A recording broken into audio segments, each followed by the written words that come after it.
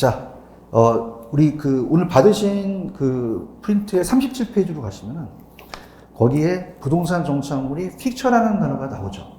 찾았습니까? 그리고 그래서 좀 전에 봤던 거는 이제 민법상에 대한 얘기가 되고요. 그 다음에 여기는 이제 우리가 이 정착물이라는 자체가, 자, 부동산 정착물이라는 자체가, 정착물이, 부동산은 토지만 있어요? 건물도 있어요.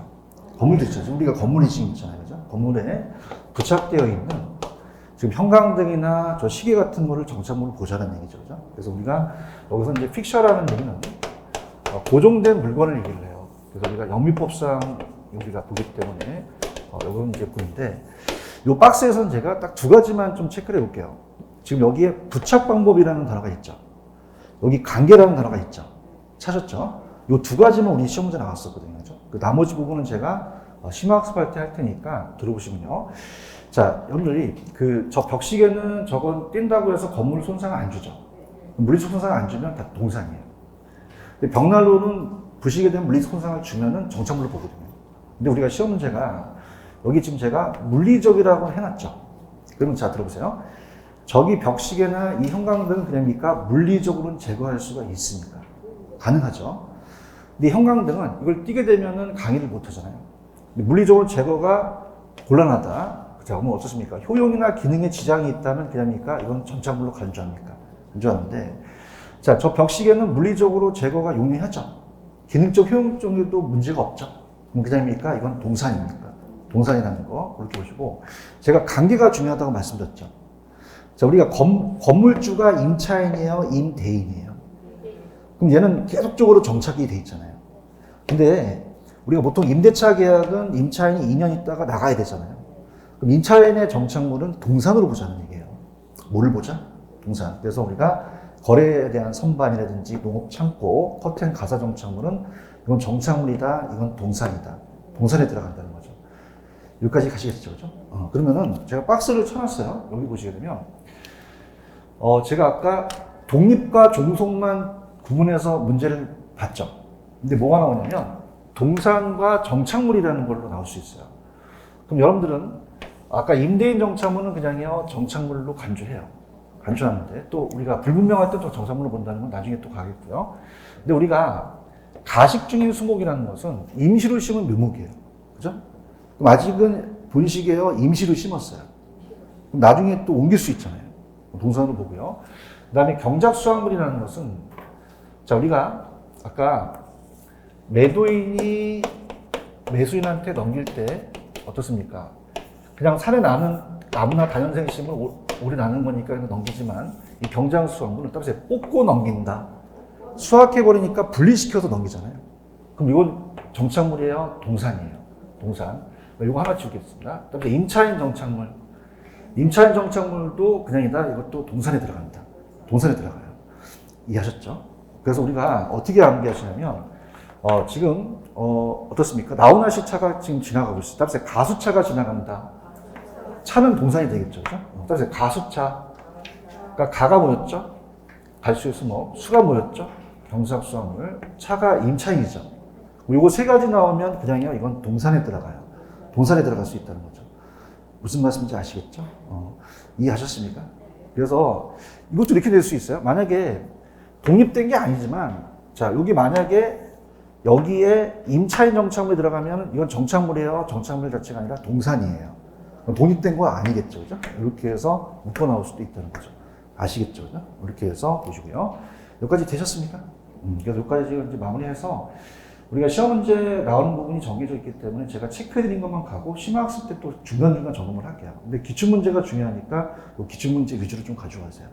아시겠죠? 그 다음에 이제 토지의 용어인데 일단 프린트를 보시고 우리가 보시게 되면 넘겨보세요.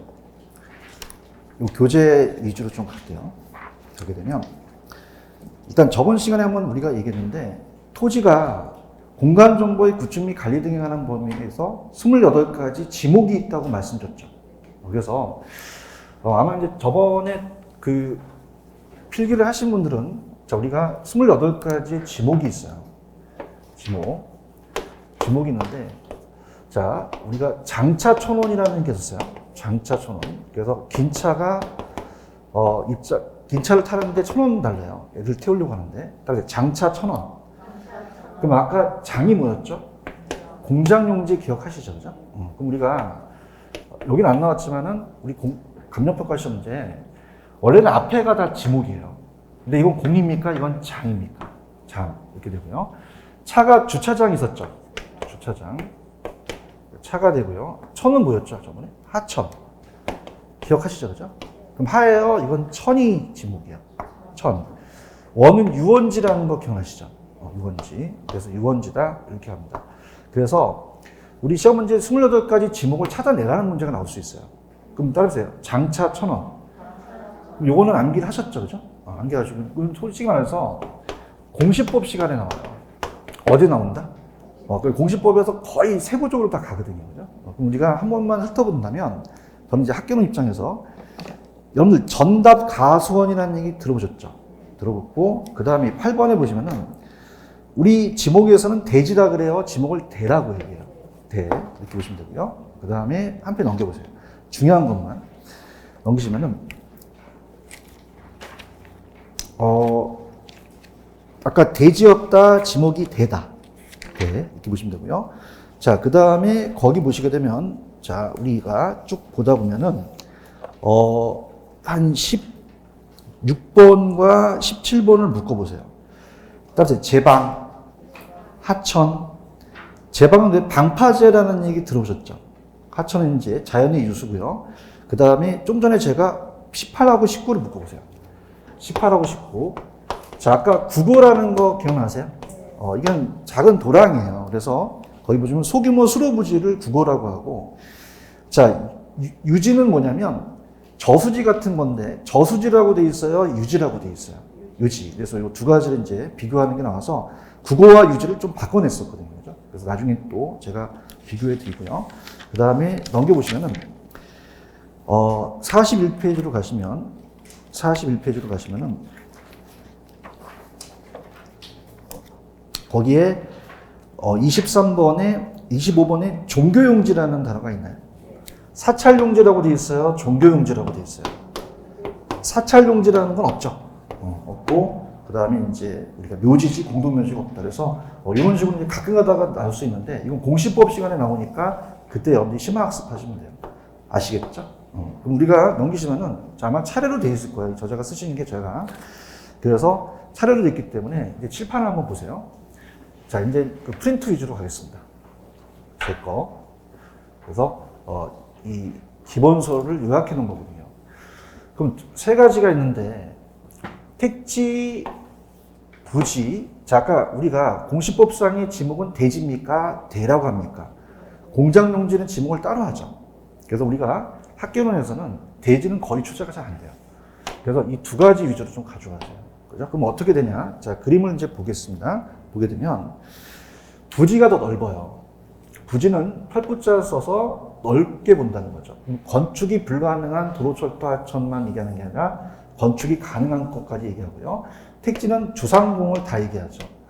그러면 부지가 큰 개념이에요? 택지가 넓은 개념이에요? 부지가 더 넓은 개념이 되겠죠.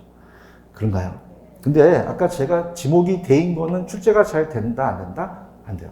그러니까 우리가 이 건축법상의 대지가 감정평가의 택지와 유사하거든요. 유사하는데 아까 여러분들 공장용지 기억나시죠? 공장용지 대입니까? 장입니까? 그럼 이 대랑 지목이 다르잖아요. 그래서 우리가 이 건축법상과 공시법에서 얘기하는 게 다르기 때문에 출제 빈도는 대지는 낮다는 얘기예요. 그죠? 그래서 자, 따라서 부지, 택지. 자, 대지는 잘 출제가 된다, 안 된다? 안 되기 때문에 부지, 택지 위주로 가져가세요. 그럼 어떤 게 더 넓은 개념이라고 보시면 돼요? 부지죠. 그럼 부지는 일정한 정도로 목적에 사용되고 있는 바닥 토지를 말하며 건축용지만 들어가요? 건축용지 이외도 들어가요. 그럼 하천, 철도용 부지는 건축이 불가능하죠? 포괄적 용어다. 자, 택지는 건축물을 건축할 수 있는 토지로서 우리가 주상공으로 이용 중이거나 이용 가능한 토지죠. 그래서 이용 중인 건 건부지고 이용 가능하다는 건 아직 나지 같은 것을 얘기하죠. 근데 대지는 출제 민도가 낮다고 얘기했죠. 나중에 이제 건축법상의 용어가 우리 감정평가상의 택지랑 유사하거든요. 근데 아까 이 지목을 대지라 그랬어요? 대라고 얘기를 했어요. 대. 공장용지는 들어가지 않죠. 그래서 우리가 이 여기에 대한 대지는 이제 이 지목의 대인 토지와 반드시 일치하는 건 아니라는 얘기죠. 그래서 이렇게 보시면 되고요. 그 다음에 이렇게 보시고요. 다음에 맹지와 대지. 여기 대지가 또 나오죠.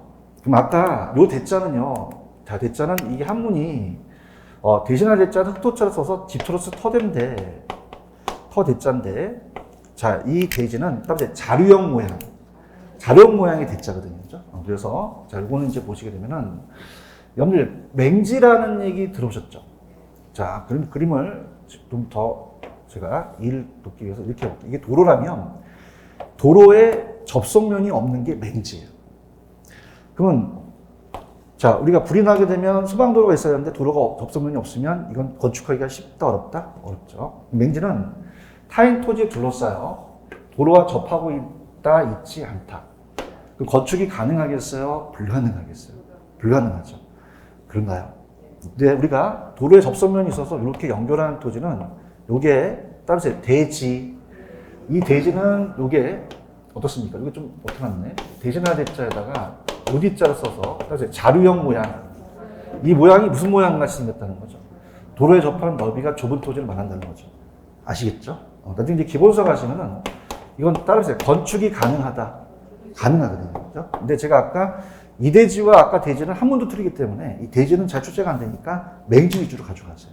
무슨 지 위주로 가라? 맹지는 도로에 접속면이 있다, 없다? 건축이 가능하다, 불가능하다? 불가능하다. 여기 가시겠죠. 그죠? 이렇게 보시면 되고요. 자, 그 다음에 제가 후보지 이행지를 강조했죠. 후보지 이행지에다가 보충자료에다가 또 별표를 한번 쳐보세요. 자, 이가 이제 굉장히 중요한데, 자, 후보지는 제가 상호간, 이행지는 내라는 얘기가 중요했죠. 그래서 이걸 우리가 보고요. 나머지 뭐 감정평가나 지목병은 아직 보지 마세요. 그죠? 아직은 여기 전체적인 공시법이나 안 갔기 때문에 제가 하라는 것만 가는데. 자, 그래서 이렇게겠죠. 자, 지금 요거를 줄을 그어서요. 이걸 넘어가면 후보지가 되고 안 넘어가면 이행지가 된다 그랬어요. 그럼 우리가 땅이 임지가 농지, 농지가 택지로 바뀌면 땅의 유용성이 높아지죠. 자, 이건 그냥입니까? 지역 상호간입니까? 상호간이에요. 크게 바뀐다는 거. 다른 지역으로 바뀌는 거예요. 그런데 얘네 안에가 바뀐다는 건 그냥요, 지역 내에서 바뀌어요. 내에서 바뀌죠. 그럼 상호간 바뀌면 무슨 지가 되고요? 후보지. 지역 내에서 바뀌면 뭐예요? 이행지가 되는 거죠. 이거 이해하시겠습니까?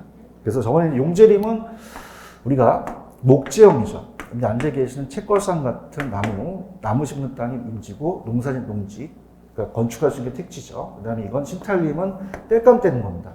연료형이 되겠죠. 자, 그래서 우리가 오늘 처음 들으신 분을 위해서 지금 농지가 택지로 바뀌었어요. 바뀌었습니까? 바뀌는 과정 중입니까? 그럼 우리가 어떻습니까? 전 농지라고 해도 어렵고 택지라고 해도 어렵죠. 자, 이건 그냥요, 지역 상호간에 바뀌어요. 그럼 우리가 시험 문제가 만약에 지역 상호간에 바뀐다라고 하면 이건 무슨 지죠? 후보지가 되고요. 자, 여기 안에서 바뀔 수 있죠. 그럼 이건 지역 상호간입니까? 지역 내입니까? 네. 그래서 택지 지역 내에 주거용지가 상업용지로 바뀌는 과정 중의 토지는 지역 상호간이다, 지역 내다. 내면 무슨 지죠? 이행지예요. 그래서 얘와 얘를 바꿔낼 수 있단 말이에요. 그 다음에 이제 아까 제가 빨간 이걸 칠하는 건 뭐냐면 이걸 넘으면 후보지고 넘지 않으면 이행지가 되겠죠. 맞죠? 이렇게 넘으면 이건 무슨 지가 돼요? 후보지. 안 넘으면요. 이행지가 되겠죠. 자, 그럼 여기서 어떻게 제가 여러분한테 암기기법을 드렸냐면 자, 칠판을 보시면요. 항상 VS라는 거는 얘와 얘를 바꿔낼 수 있겠죠. 그러면 시험 문제가 둘 다 전환됐어요? 되고 있는이에요. 있는이고, 만약에 상호간이 들어가면 무슨 지 찍을 거야? 후보지. 내 들어가는 거야. 이행지. 자, 그럼 여기서 볼게요. 자, 동그라미 1번에 후보지는 지역 내가 나와야 돼요? 지역 상호간이 나와야 돼요? 상호간이 나와야 되고, 전환이 됐어요? 되고 있느냐? 되고 있고. 자, 이행지는 지역 상호간이 나옵니까? 지역 내가 나와야 됩니까? 그 다음에 이행 과정 중인 토지를 얘기하죠. 이거 이해하시겠습니까? 자, 그래서 어떻게 암기하셔야 됐죠? 제가 지금 대통령 후보가 2명이서 너무 이제 막 경쟁이 심하죠. 그래서 중간에 그 아나운서가 후보자 상호 간에 이행 가능한 범위 내에서 토론을 했어요. 따라보세요. 후보자 상호 간에 이행 가능한 범위 내에서. 그러면 만약에 상호간 나오면 무슨 지죠? 후보지죠. 후보자 상호간이라는 거니까. 아시겠습니까? 따라보세요. 후보자 상호간에 이행 가능한 범위 내에서. 그러면 우리가 만약에 상호간 나오면 무슨 지 찍어야 되고요? 후보지. 얘 나오면 이행지 찍어야 되는 거죠. 아시겠죠? 이렇게 보시고 또 특히 이제 대동상 탈 때 후보가 상을 타잖아요. 상원 나오면 후보지, 내 나오면 무슨 지? 이행지가 되겠죠. 이거 이해하시겠죠? 그리고 꼭 기억을 하시고요. 자, 그 다음에 이제 그림을 본다면, 자, 따라보세요. 법지, 빈지. 자, 그래서 가볼게요. 이 법지라는 것은, 자, 윗면적 토지 소유자가 있고요. 아랫면적 토지 소유자가 있어요. 자, 어디 가면 경사진 토지 같은 거는 어떻게 돼요? 붕괴를 위해서 축대를 쌓아야겠죠. 그죠? 반드시 쌓아야 돼서 이게 측량 면적에 들어가거든요. 근데 우리가 법에서는 소유권을 인정하는데 여기를 이용할 수 있나요? 이용 가치는 없나요? 없죠. 이렇게 보시고요. 자, 빈지라는 것은 우리가 이제 해수욕장 가시게 되면은 모래사장 있잖아요. 그 해변 토지를 우리가 빈지라고 해요. 그래서 자, 빈지는 어떻게 되냐면 자, 어떻습니까? 여기가 이제 지적공부에 등록된 땅 여기까지가 소유권 인정되고요. 우리가 만조와 간조라는 얘기 들어오셨죠? 이걸 따라서 갯벌. 빈지는 지적공부에 해안선서부터 지적공부에 등록된 땅을 얘기를 하거든요. 그럼 여기는 빈지는 바닷가라고 부르면서 얘는 법적으로 소유권 인정된다, 인정되지 않는다. 근데 팔아서 꽂고 돈 받을 수 있으니까 이용 가치는 있는 거죠. 아시겠죠? 자, 그럼 어떻게 우리가 가냐면 들어볼게요. 이렇게 가라 그랬어요. 자, 칠판에 보시면은 밑에 박스 밑에 제가 요 십자가 표시. 자, 갈게요. 법지는 그냥입니까? 법이 붙었습니까? 그럼 법적으로 소유권이 있으면 무슨 지죠? 법적으로 소유권이 없으면요. 빈지가 되겠죠. 그런가요? 그럼 따라서 이용 가치는 반대다. 요렇게 암기하시라는 거죠. 아시겠죠? 자, 한번 들어볼까요? 칠판. 자, 법지가 붙었죠. 법이 붙었죠. 법이 붙었으면 그냥입니까? 법으로 소유권이 인정됩니까? 인정되죠. 근데 이용 가치는 없다. 그렇게 가셔야 되는 거죠. 아시겠죠? 자, 그래서 얘는 법적인 토지의 붕괴를 막기 위해서 경제에 만든 측량 면적에 포함돼서 실제로 사용할 수 있다, 사용할 수는 없다. 그럼 법적으로 소유권이 있어요, 소유권 인정되지 않아요. 자, 우리가 법지는 소유권이 인정되죠? 되지만 이용실익은 있다, 없다? 없다. 빈지는 법적 소유권이 인정됩니까? 안 됩니까? 이용실익이 있다는 얘기죠. 그럼 빈지는 이용실익은 있죠? 있지만 법적 소유권이 있어요, 소유권 인정되지 않아요. 나타나죠. 그래서 우리가 해안선서부터 지적공부에 등록된 지역까지다. 이렇게 보시고 하고요. 그 다음에 이제 요즘 트렌드가 포락지하고 빈지를 좀 많이 바꿔내거든요. 자, 포락지라는 건 뭐냐면, 빈지는 소유권이 없는데, 포락지는 원래 정상적인 토지였어요. 그래서 하천 주변에 정상적인 토지였는데, 지적공부에 등록된 땅이 시골 토지가 비가 와서 절도될 수가 있다는 거죠. 그 빈지, 자, 우리가 포락지는 소유권이 그냥입니까? 얘는 인정됩니까? 그럼 지적공부에 등록이 돼 있죠. 돼 있으면서 물에 침식되어 수면 밑으로 잠긴 토지는 빈지예요, 포락지예요. 그럼 소유권이 인정되면서 전답 등의 집안이 저쪽에 무너져 토지는, 이건 하천으로 변한 토지는 빈지다, 포락지다. 포락지. 빈지와 포락지를 또 잘 내거든요. 이렇게 정리를 하세요. 아시겠죠? 그죠? 이렇게 하셨고요. 자, 그 다음에 또 가볼게요. 자, 그러면 이제 나머지 것들을 본다면, 자, 필지, 획지라는 단어가 나오죠? 그리고 필지, 획지. 그래서, 프린트는 다 있고, 나중에 이제 기본 나오면 있기 때문에, 이런 것들은 그냥 해드리는 게 좀 도움이 많이 되실 거예요. 자, 그럼 필지, 획지는 이쪽으로 와서 한번 해보도록 하겠습니다. 들어볼게요. 자, 필지, 획지를 제가 구분하겠습니다. 들어볼게요. 필지와 획지에 대한 구분이거든요. 필지, 획지. 필지는 토지에도 지번이라는 게 붙잖아요. 따라서 번호가 있다. 그럼 1번지, 2번지라는 건 이 땅이 누구 땅이냐는 소유권을 나타낸다는 거예요. 그래서 우리가 이렇게 1번지, 2번지, 3번지. 번지를 거꾸로 하면은 지번이죠. 그럼 지번이 붙어서, 자, 이건 법률적인 개념이에요. 그래서 우리가 어떻습니까? 우리가 지적법에서는 등록단이라고도 하고, 그 다음에 등기법에서는 또 등기단이라고 하거든요. 그럼 지번이 붙었으니까 그냥입니까? 소유권이 있습니까? 그러면 그냥 있어요? 법에 있죠. 따라서 법률적 개념, 법률적 개념이요. 법률적 개념인데, 자, 그래서 근데 중요한 거는 우리가 이제 기본소도 있지만 면적 단위하면 안 돼요. 면적 단위는 제곱미터이기 때문에. 그럼 면적 단위예요? 등록 단위예요? 등기 단위죠. 그죠? 하나의 지번이면. 그 다음에 획지도 면적 단위는 아니다. 이렇게 보시면 됩니다. 근데 획지라는 것은 평가사가 매길 때는 이제 가격 보고 매기거든요. 그죠? 그래서 우리가 부동산 거래하실 때 보통 소유권을 보고 거래하세요? 가격 보고 거래하세요? 자, 볼게요. 만약에 거래 활동을 할 때, 여러분들이 중개업자가 뭐 30번지 땅은 얼마예요? 29번지 땅은 얼마예요? 그렇진 않죠. 그죠? 도로가 뚫리게 되면은, 여기는 유사한 토지로 이제 묶어서 가격이 이렇게 얼마다 이렇게 얘기를 해요. 그럼 거래 활동할 때는 소유권을 보고 거래하세요? 가격 보고 거래하세요? 그래서 가격 수준이 비슷한 땅을 필지라고 해요. 돈을 매기니까 이 획지는 감정평가 때 준비하셔야 돼요. 감정평가 때. 그러면 이건 가격이 나왔으니까 법률적이에요? 경제적 개념이에요? 경제적 개념이다. 이렇게 잡으십니다. 그러면 어떻게 좀 암기법으로 간다면, 자 보세요. 따라서 필지, 리를 들어가죠. 따라서 법률적, 그러면 경제적이에요? 필지는 법률적이에요. 자, 그럼 그냥입니까? 지번이 붙습니까? 소유권이 들어가잖아요. 아시겠죠? 자, 우리가 가격이 나오면 무조건 획지거든요. 가격이 나오면 무조건 뭐다? 획지. 그럼 사람들은 돈을 보면 그냥입니까? 획갑니까? 그래서 무슨 쪽이 나오셔야 돼요? 경제적이 나오셔야죠. 아시겠죠? 자, 갑니다. 따라서 필지. 자, 필지는 경제적이요? 법률적이요? 그냥요? 지번이 붙어요. 등록, 등기단이죠? 이렇게 해서 우리가 지적법, 등기법상 용어로서 권리를 나타낸 거고요. 자, 시험제가 가격이 나왔다. 그럼 돈을 보면 어떻게 되죠? 그러면 가격 나오면 무조건 무슨 지 찍으셔야 돼요? 획지 찍으셔야 돼요. 맞나요? 그럼 이건 가격이니까 이건 무슨 쪽으로 보셔야 됩니까? 경제적으로 봐야 된다는 거죠. 아시겠죠? 그래서 자연적, 인위적, 자연적, 행정적으로 조건에 따라 다른 토지와 구별돼서 가격 수준이 비슷한 토지 나왔다? 그럼 무슨 지 찍어라?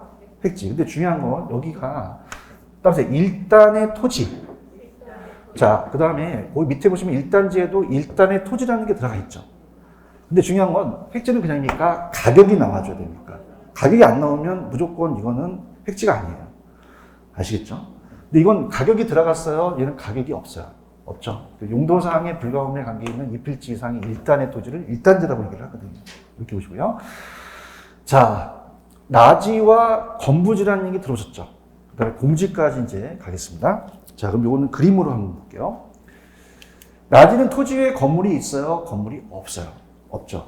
그래서 건물이 없는 거는 요거는 건부지다, 나지다. 나지. 토지 위에 아무것도 없는 거죠. 근데 건부지는 토지에 이미 들어선 부지, 자, 건물이 있으면 요거는 부지, 건부지가 되겠죠. 자, 그 다음에 이제, 자, 프린트 있지만, 자, 건물이 있습니까? 나지는 건물이 없습니까? 없죠. 벌금벌로서 아무것도 거치지 않았다는 얘기예요. 그럼 우리가 공법상은 제한을 안 받아요? 제한을 받아요. 사법상의 제한이 없는 토지라고 말씀드렸죠. 굉장히 아직 보지 마시고요. 자, 그러면은 우리가 칠판을 보시면요. 나지는 아무것도 없는데 얘는 건물이 있기 때문에 나지가 더 높게 평가된다고 얘기했었죠. 그래서 왜 그러냐면, 자, 보세요. 여기 주택이 있는데요. 주택이 있는데 갑자기 전철역이 3번 추가 뚫리게 되면 상가로 고쳐되잖아요. 그러면 건물이 있는 게 낫나요? 없는 게 낫나요?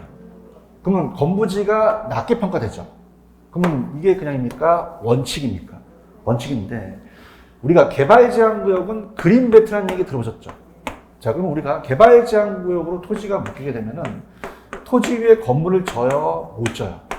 못 지는데 헝건물이 있으면 중축 신축이 가능하거든요.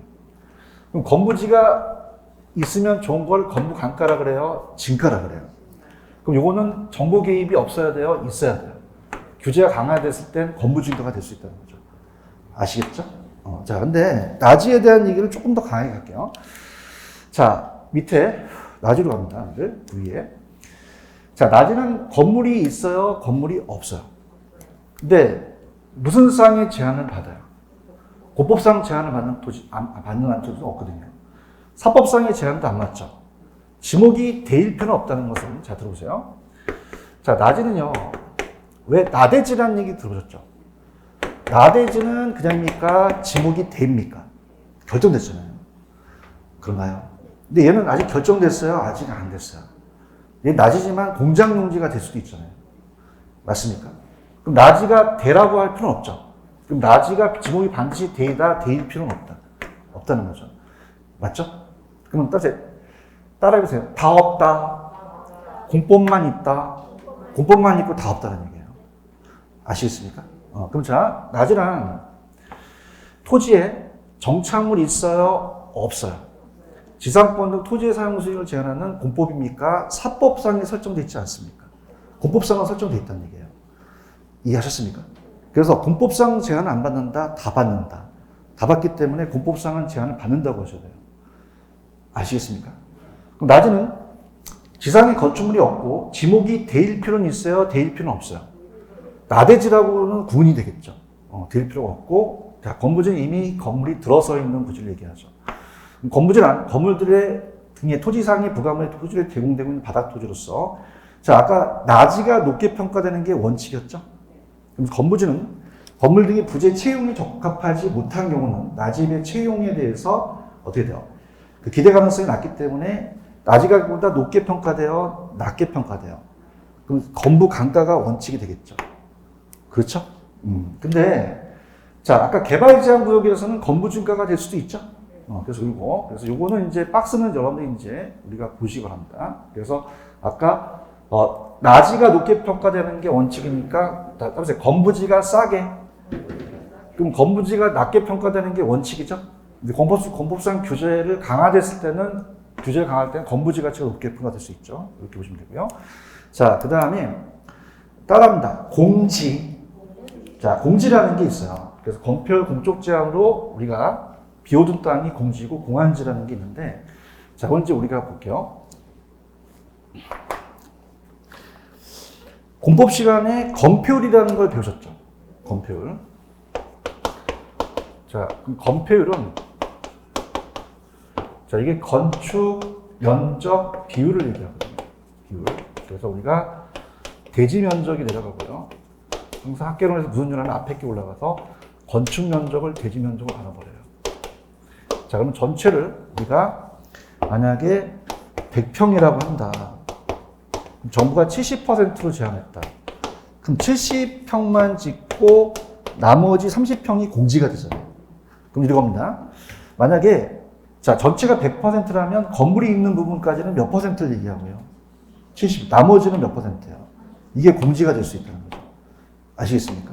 근데 요즘 굉장히 트렌드가 얘는 따라서 비워둔, 남겨둔, 요거 나오면 공지 찍으셔야 돼요. 아시겠죠? 자, 공안지는 자, 공지예요? 한지예요? 한가란 자거든요. 그래서 우리가 한 글자가 더 들어가니까 10만 원짜리 100만 원 받으려고 이건 그냥이니까 도시토지의 지가 상승을 기대한 방치한 거죠. 투기 목적이다. 이렇게 됩니다. 자, 그러면 가볼게요. 자, 공지는 중요한 건 따라서 남겨둔, 비워둔 이런 게 나오면 무슨 지라고요? 공지입니다. 그래서 딱 보셔서 자, 칠판 보세요. 딱 보시게 되면 키포인트가 이거예요. 공지는 따라서 비어있는, 남겨놓은 이런 거 나오면 무슨 지 찍으셔야 돼요? 공지. 자, 읽어볼게요. 첫 번째 지문이 우리 그 학개론에 나왔던 건데, 이 건부지 중 건물을 제외하고 남은 부분이 있어요. 건축법의 건폐율 등의 제한으로 인해 필지 내에서 비어있는, 남겨둔 나오면 뭐 찍으라고요? 공지. 근데 이건 아직 우리 개론에는 안 나오고 감정평가시면 나왔거든요. 자, 이것도 그냥입니까? 남겨놓은입니까? 남겨놓은. 그래서 관련 법령이 정한 바에 따라 재난시 피난 등 안전에 대조 양호한 생활을 확보하기 위해서 여기 키포인트는 그냥요, 남겨놓은이 중요해요. 일정 면적 부분이 무슨 지라고요? 공지. 공안지는 도시 토지로서 지가 상승 투기 목적이죠? 여기 잡으시고요. 근데 사이드로 가시는 거는 요것만 보시면 돼요. 요것만 보시면 이제 완벽하거든요. 프린트를 보시면은, 습관 보세요. 여러분들이 유유지와 휴안지를 묶어보세요. 두 가지를. 자, 유자가 따라해보세요. 논유, 이 휴는 신류예요. 노는 거하고 쉬는 건 다르죠. 자, 우리가 유원전 놀러 가고 휴게실은 쉬러 가잖아요. 그러면 유자가 들어갔어요, 앞에. 유자가 들어가면 그냥입니까? 놀리는 게 나와야 됩니까? 자, 휴라는 거는 정상적으로 쉬죠. 그럼 휴가 나오면 그냥요, 쉬는 게 나오죠. 자, 그러면 놀리는 거는 바람직해요? 바람직스럽지 못해요? 쉬는 거는 정상적이죠? 지록해로. 그래서 우리가 유유지나 휴한지. 이 선자는 고압선 밑에 토지예요. 그러면 감가가 되겠죠. 낮게 평가되고. 소질은 개발됐어요? 개발이 아직 안 됐어요. 자연 상태라는 게 중요했죠. 그래서 이걸 우리가 원시적이냐, 소박하냐. 자, 한계지는 택지의 끝토지를 얘기를 해요. 한계지는 이제 택지의 끝토지를 얘기하는데, 농지와 경계되는 선을 얘기합니다. 그래서, 한계지는, 따라서 택지용의 끝. 자, 그렇지만, 뭐, 마지막 항제지만 항제죠. 이것도 택지 들어간다는 얘기죠. 그래서 농지와의 경계선이다. 이렇게 보시면 되고, 6, 7번을 묶어보세요. 묶어보시면은, 자, 나중에 이제 이걸 배우세요. 따라서 표준지 공시지가. one more time. 표준시 공시지가. 그럼 이건 공시지가를 하기 위해서 매기는 거죠. 근데 이거는 표본지는 지가 변동률 조사예요. 그럼 표법으로, 자, 변동률에 비읍 들어갔죠. 따라서 변동률. 그럼 변동률 나오면 표준지예요, 표본지예요. 표본지 찍으셔야 되죠. 아시겠죠? 이렇게. 그래서 이렇게 하고, 요 문제를 한번 풀어보도록 하겠습니다. 요거 스타트. 풀어보세요. 저번에 풀었는데, 그래도 한번 또 연습 게임을 한번 풀어보세요.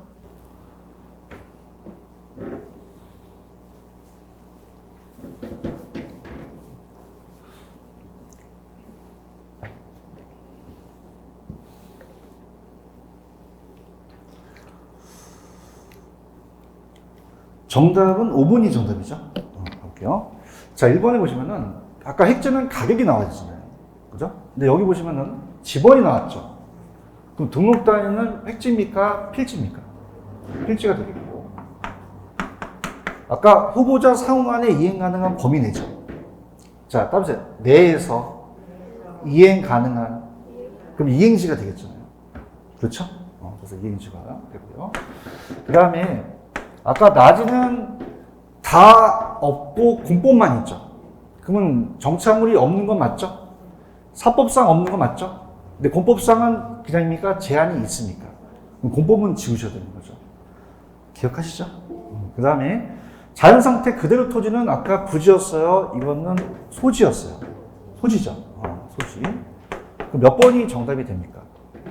포락지는 지적공부에 등록된 토지가 물에 침입된 수년 밑에 담긴 거죠? 그죠? 다시 갈게요. 1번은 획지가 아니라 뭐라고 하셔야 돼요? 필지. 2번은요? 내니까 이행지. 자, 3번은 공법상은 그냥입니까? 제한이 있습니까? 그러면 공법만 있고 다 없다 그랬잖아요. 그런가요? 그 다음에 4번은 부지가 아니라 소지라는 표현을 써야 되는 거죠. 이해하셨죠? 이렇게 잡으시고, 그 다음에 이제, 요거는 제 프린트에 있고, 그 다음에 우리 오늘 프린트 나눠드린 것 쪽에도 나와요. 그래서 이게 저번 주에는 없었는데, 넘겨보세요. 우리 프린트 새로 받은 것 중에서 어디로 가냐면, 페이지 47페이지입니다. 47페이지 가시면, 우리나라 표준산업 분류에 따른 부동산업의 분류라는 단어가 나오나요? 그래서 이게 자주 출제되는 부분은 아니에요. 28회랑 31회만 책이 나왔거든요. 그래서 제가 저번 시간에, 자, 칠판 보세요. 자, 이것도 이제 한번 했으니까 다시 한번 복습한다라고 한번 볼게요. 자, 우리가 대분류는 부동산업이고요. 소분류는 임공서. 자, 임이 뭐죠? 임대업. 공급업, 서비스업이라는 게 있죠. 그죠? 이게 이제 소분류고. 자, 세분류는 두 가지로 나눠요. 자, 임대업과 또 얘는 개발공급이 나눠지죠. 따라서 임개공. 이렇게 나누고요. 서비스업은 관리업, 중개업, 자문업, 감정평가업이에요. 그래서, 자, 우리가 요 개발 및 공급업은요, 서비스업입니까? 임대 공급업입니까? 서비스업이 안 들어가잖아요. 그렇죠. 그래서 우리가 이제 최근에 나왔던 게 요거였거든요. 자, 책 보세요. 계란 및 공급은 임대 공급업이지 서비스업이 아니죠. 그러면 자 볼게요. 여기서 지금 서비스업이 해당하지 않는 거는 아까 어떤 거였어요? 개발 공급업은 임대 공급업이 되잖아요. 4번인 거 이해가시겠습니까? 이렇게. 그 다음에 이제 우리가 다른 것들을 이제 본다면 요 세 분류를 좀 암기를 하시라고 그랬고요. 자, 그러면은 칠판을 보시게 되면요. 자, 임대업은 세 가지가 있어요. 따라서 주거형, 비주거형, 기타라는 게 있죠. 주거형은 아파트를 얘기하고요. 비주거형은 사무용, 기타는 다른 걸 얘기하는 거죠. 그럼 따라서 주비기, 여기도 주비기가 들어가죠. 그죠? 근데 관리는, 자, 따라합니다. 기타가 없다. 그럼 관리에는 기타라는 게 들어가요? 기타라는 게 안 들어가요? 안 들어가죠. 그렇죠? 그 다음에 중개는 이제 중개 대리업으로 좀 바뀌고요. 투자 자문업이라는 게 들어왔어요. 감정평가업이죠. 그래서 중개업, 자문업, 감정평가업. 그래서 이렇게 암기를 하시라 그랬죠. 저번 시간에. 자, 따라서 감자 먹는 관중은 개공임. 제가 이제 코로나가 지나서 내년에 야구장 가서 감자 먹고 있는 관중을 봤는데 그게 개업공인중개사예요. 그죠? 그래서 요거는 자, 따라합니다. 감정평가업, 자문업, 관리업, 중개업. 여기까지는 그냥요 서비스업이에요. 서비스업이고. 따라서 개공임. 아까 개공임이 있었죠. 이건 서비스업이에요. 임대공급업이에요. 임대공급이 되죠. 아시겠죠? 그래서 이렇게 갈게요. 자, 이 세 분류를 암기하시는 게 좋아요. 들어갑니다. 자, 칠판 제가 해드릴게요. 따라서 감자. 자, 따라서 감자. 감이 뭐죠? 감정평가. 자가. 자문업. 따라서 관중. 관이 뭐예요? 중이. 중개업이 되겠죠. 암기할 수 있겠죠? 여기까지는 그냥입니까? 서비스업이 들어갑니까? 개공임이 임대공급이 되겠죠. 아시겠죠? 따라서 개공임. 개가 뭐죠? 개발. 공임. 임이 임대업이라는 거죠. 암기할 수 있겠죠. 그죠? 이렇게 암기하시면 이 문제는 다 풀려요. 근데 여기 투자업이나 금융업, 건설업은 들어간다, 안 들어간다? 안 들어가고. 아까 관리에는 기타가 있었어요? 기타가 없었어요? 사업시설 관리 유지도 없었죠? 그래서 따라서 관리에는 기타가 없다. 자, 우리가 시험에 입학해서 기타나 관리하면 돼요? 안 돼요? 안 되죠. 그래서 기타는 관리 없다. 이렇게 가져가시면 돼요. 아시겠죠? 이렇게 잡으시고요. 자, 그 다음에 한 페이지 넘기시면 이제 제가 요거는 이제 다음에 이제 해드리려고. 자, 넘겨보세요. 주택의 분류라는 게 있을 거예요. 48페이지를 한번 보세요. 주택의 용어 찾았습니까? 자, 요거. 그래서, 우리가 이제, 이 토지의 특성이 이제 중요하기 때문에 이건 다음 시간에 해드리고요. 자, 우리가 이제 이 주택의 분류를 이제 저번 시간에 제가 쭉 필기를 하면서 갔죠. 자, 그래서 어떻게 이제 암기를 했냐면, 자, 보세요. 건축법하고 주택법이 달라요. 그 건축법은, 자, 우리가 이 주택을, 자, 거기에 이제 박스 쳐놓은 게 하나 있을 텐데, 자, 넘겨볼게요. 넘기시면은,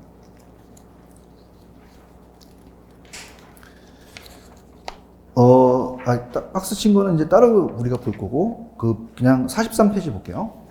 제가 저번 시간에 주택은 단독과 공동이 있다고 말씀드렸죠. 그죠? 단독과 공동. 그래서 이렇게 암기하셨어요. 자, 따라해보세요. 연세대 기숙사. 연세대 기숙사. 기억나시죠? 그죠? 그러면 아가 아파트였죠? 그래서 갑돌이가 연세대 들어가고 싶어서 노래를 불러요. 그래서 연세대 기숙사. 아가 뭐죠? 아파트. 연이요? 연립. 세대가요? 다세대 기숙사가 되겠죠. 근데 단독이라는 것은 단독, 다중, 그 다음에 다가구, 그 다음에 공간이라는 게 있죠. 자, 그럼 주택법에서는 이게 빠져요. 주택법에서는 빠진다. 주택법에서는 공간과 기숙사가 없어요. 그래서 주택은 이제 공기가 안 통합니다. 그래서 기숙사 같은 경우는 이제 주택법에서는 이제 우리가 준주택으로 이제 본다. 이렇게 보시면 됩니다. 자, 그럼 일단은 저번에 또 했고 다시 한번 제가 체크를 해드리면, 자, 일단 제가 찾아서 이제 그 층수랑 얘기해 줄 텐데, 지금 48페이지 박스 보고 계시죠? 자, 갑니다. 자, 아파트는 따라서 5계층 이상. 얘 면적이 안 나와요. 5계층 이상만 얘는 나오고요. 그 다음에 얘네가 층수가 작고 층수가 얘가 크겠죠. 그래서 얘는 3계층이야. 3계층이하고 얘가 4계층이에요. 4계층이야. 그 다음에 다중이 작년에 330인데 660 바뀌었거든요. 그래서 이제 330이 있어요. 다 660이에요. 자, 660이 다죠? 근데 중요한 건 다 이해하는데 열림만 그냥입니까? 초과입니까? 초과예요. 그죠? 그래서 어떻게 연기하시냐면, 자, 따라서 연세 가다. 그래서 얘가 갔어요. 연세대를. 그죠? 가다. 자, 그러면은, 자, 아파트는 아까 몇 개층이었죠? 5계층 이상 나오면 무조건 누굴 찍으셔야 돼요? 아파트를 찍으셔야 되고요. 그 다음에 연립이 있고 다세대가 있었죠. 다세대. 자, 그럼 얘가 다세대는 아까 그냥입니까? 얘는 공동주택입니까? 3계층이에요? 4계층이에요? 다가구와 다중이 3계층이 되겠죠. 그죠? 이렇게 보시고. 아까 660이죠, 다. 자, 다 이해하는데 연립만 그냥입니까? 초과가 됩니까? 초과되죠. 아시겠죠? 그죠? 그래서 우리가 시험 문제가 5계층 이상 나오면 무조건 누구 찍으셔야 돼요? 아파트. 초과 나오면요. 연립. 잘 보고 계시죠? 이렇게 해서 이제 구분이 되니까 제가 이제 현관펜을 칠해 볼게요. 48페이지 가시면 다중이라는 단어가 있나요? 다중이는 자, 요거 밑줄 쳐보세요. 독립된 주거 형태를 갖춘다, 갖추지 아니한다. 아니에요. 왜냐하면 다중하고 다가구가 660이 똑같아졌거든요. 헷갈리니까 독립된 주거 형태가 갖추지 않는다면은 요거는 다가구 찍으셔야 돼요. 다중 찍으셔야 돼요. 다중 찍고 그 다음에 아까 660 이하, 3계층 이하라는 단어가 있나요? 체크하시고요. 다가구는요. 얘도 3계층 이하와 660 이하가 있죠. 근데 얘는 중요한 거는 따라서 19세대 이하. 찾았죠? 그럼 19세대 이하 나오면 다중이에요. 이건 다가구예요. 다가구라는 거죠. 아시겠죠? 그 다음에 공간이라는 건 뭐냐면 정부기관의 고위관리자가 공적으로 사용하는 주택을 공간이라고 얘기해요. 자, 부산시청에 있는 시장도 공간이 없을까? 공간이 있을까? 있겠죠? 이런 것들을 보시고요. 따라서 연세대 기숙사. 그러면 아가 뭐죠? 공동주택? 아파트. 연이. 그 다음에 세대가 기숙사가 있죠. 그럼 아파트는 몇 개 층 이상만 나온다고 했어요. 면적이 없거든요. 그죠? 그 다음에 아까 연립과 다세대는 다 4계층 이하죠. 근데 초과하면, 660을 초과하면 누구예요? 연립이고, 이하면 다세대가 되겠죠. 연립 다세대 찾으셨어요? 이게 작년에 기숙사가 나왔어요. 학교 또는 이제 공장 등의 학생 또는 종업원 등을 위해서 쓰는 것으로서 일개동의 공동 치사시설의 이용 세대수가 전체의 50% 이상이다. 이건 누구 찍으셔야 돼요? 기숙사. 기숙사 찾으셨죠? 기숙사는 어떻게 돼요? 층수나 면적이 없잖아요. 그죠? 기숙사 찍으시면 돼요. 아시겠습니까? 그리고 넘겨보세요. 좀 세부적으로 학습을 해볼게요. 넘겨보시면은 저번 주에 안 한 거.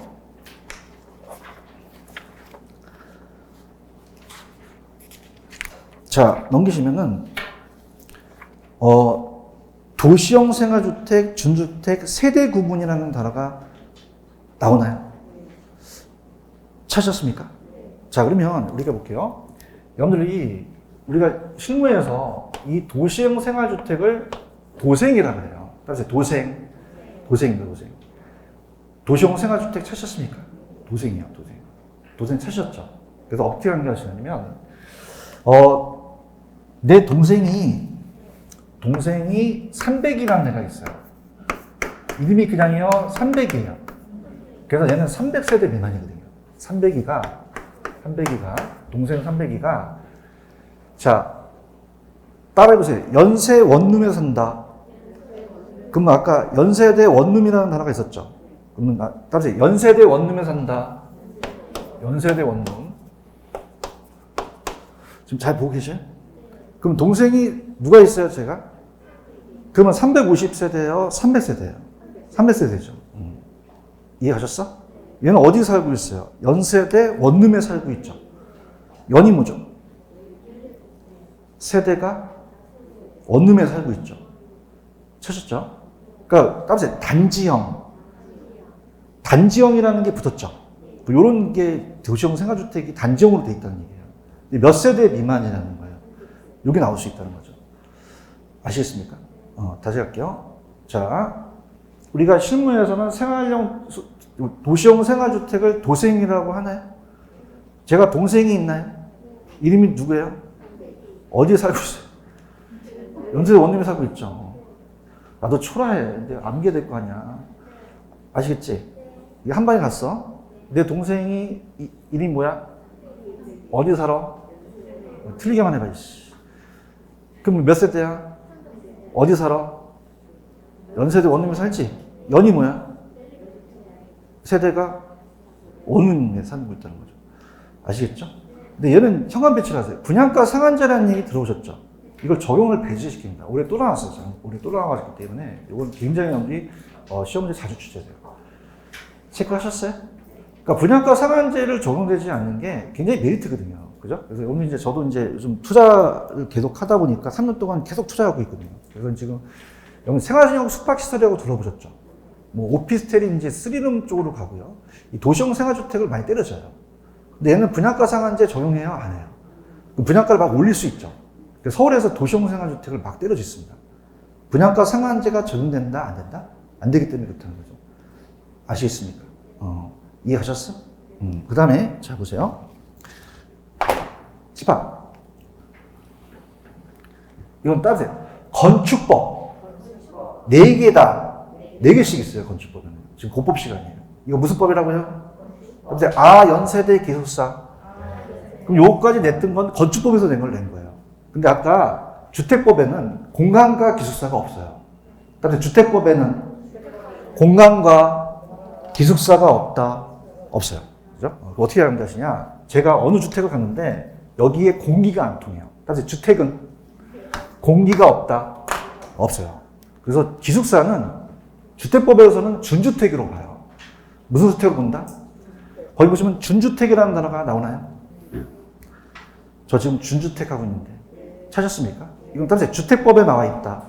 건축법에 나온 게 아니에요. 여기 기숙사가 일로 들어간다는 얘기죠. 그죠? 그럼 여러분들 준주택이라는 건 주택이었어요? 주택에 준하는 거예요? 주택으로 보지 않는다는 거죠. 그죠? 그래서 주택 내라는 단어가 나오죠? 맞나요? 좀 전에 제가 기숙사 기억하세요? 기숙사는 건축법에 들어갔었죠? 주택법에 들어간다, 안 들어간다? 안 들어가고 준주택에 들어간다는 거죠. 아시겠습니까? 그럼 어떻게 암기하시냐? 자, 여러분들이 왜 김동성 선수 아시죠? 스케이트, 그죠? 그건 이제 오노랑 싸우다가 오노가 밀어버렸어요. 근데 얘가 김동성 선수가 오노를 갖다가 밀었어요. 그래서 오노가 기어다닌다. 누가 기어다닌다? 오노. 자, 따라서 오피스텔. 오피스텔 사셨어요? 그러면 지금 공법 시간이야. 오피스텔은 그냥이야, 준주택이야. 준주택에 들어가요. 아시겠습니까? 따라서 오노기다. 노가 뭐죠? 노인복지주택이라는 단어 있어요? 이런 게 또 따로 있거든요. 오노기다. 기가 뭐예요? 기숙사. 근데 다가 주의하실 게 다중주택입니까? 다중생활시설입니까? 다중주택이라고 하면 안 되겠죠. 아시겠습니까? 이렇게 보시고. 따라서 세대 구분형 공동주택. 여기 안에 그 단어가 들어가요. 자, 들어갈게요. 따라서 공동주택. 공동주택 앞대가리에 있어요? 따라서 세대별로 구분. 지금 어디 하는지는 알아요? 그 안에 들어가 있어요. 찾았습니까? 그럼 시험제 공동주택 나오고 세대별로 구분 나오면 이건 준주택이야? 세대 구분형 공동주택이야? 세대 구분형 공동주택이라는 거죠. 여기까지 가셨어? 자, 그럼 갈게요. 자, 칠판 보세요. 자, 좀 전에 제가 얘기한 게 건축법하고 주택법이 같습니까? 다릅니까? 달라요. 주택법은 4개가 있거든요. 그래서 연세대 기숙사. 아가 뭐예요?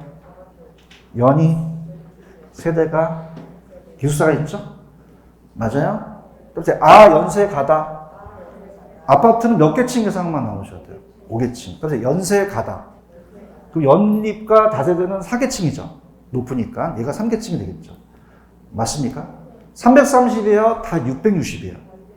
초과하면 누가 나오죠? 연립이 나온다는 거죠. 아시겠습니까? 자, 따라서 주택에 공기가 없다. 공기가 없어요. 그죠? 그럼 기숙사는 아까 따라서 준주택, 온옥이다라는 거 아시죠? 준주택에 들어가고, 그 다음에 세대 구분형은 공동주택이라는 게 들어갔고, 제 동생이가 300이가 있죠? 예? 그럼 동생은 뭘 줄임말이에요? 도시형 생활주택은 이름이 누구예요? 몇 세대 미만이에요? 300세대이죠. 왜 350세대 하시면 안 돼요? 아시겠습니까? 어디에 살고 있어요? 연세대 원룸에 살고 있죠. 의욕이 없으신 것 같아요. 이해하셨습니까? 나만 신났어. 내가 수강생 같았어. 그죠? 이해하셨죠? 이렇게 하시면 다 끝나버려요. 다 끝나. 아시겠죠? 그래서 여기서 말하는 건 참고해서 말하는 주택법이에요. 무슨 법이다? 그러니까 건축법과 주택법이 다르거든요. 이해하셨습니까? 그러니까 건축법에서는 아까 연세대 기숙사랑 4개로 잡고요. 주택법은 그러니까 공간과 기숙사가 빠지죠. 기숙사는 그냥요. 주택법에서는 준주택으로 봐요. 준주택을 본다. 이렇게 해서 연결해서 여기서 문제가 하나 나온다는 거죠. 아시겠습니까? 그래서 여기까지 하고 그 다음에 요거 따뜻 토지의 특성. 이건 100% 시험에 나오거든요. 그죠? 이건 굉장히 중요하기 때문에 별표를 3개 치세요. 3개 치시고 굉장히 또 프린트에 별표 쳐주시고 이거는 조금만 쉬었다가 갈게요. 조금만 쉬었다.